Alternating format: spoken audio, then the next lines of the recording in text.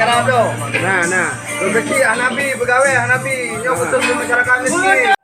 Lambasa Aceh mentang bang bu. Yang sebenarnya gas LPG le kilogramnya kisah di Yubi di negara adanya. Nah, rezeki Hanabi pegawai Hanabi yang betul di masyarakat miskin. Jera. Iya, benar sekali.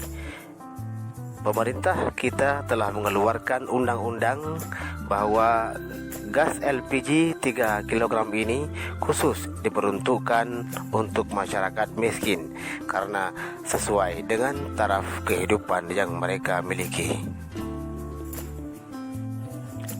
Sesungguhnya para distributor dan penyalur di lapangan telah melaksanakan tugasnya dengan sebaik-baiknya dan telah menyalurkan gas 3 kg LPG ini kepada masyarakat miskin sesuai dengan undang-undang yang telah diberlakukan.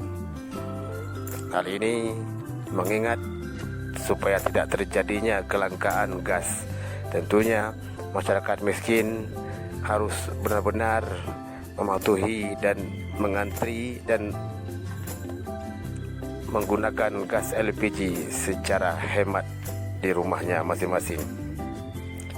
Terima kasih atas kebaikan dan juga kerendahan hati daripada abang-abang kami sebagai distributor serta penyalur di lapangan.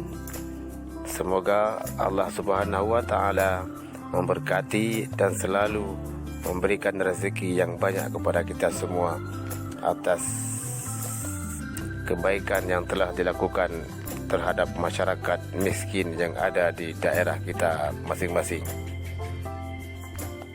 Semoga tidak pernah lagi terjadi kelangkaan gas LPG di tempat kita serta hal-hal yang lain yang tidak kita inginkan terjadi di negara ini.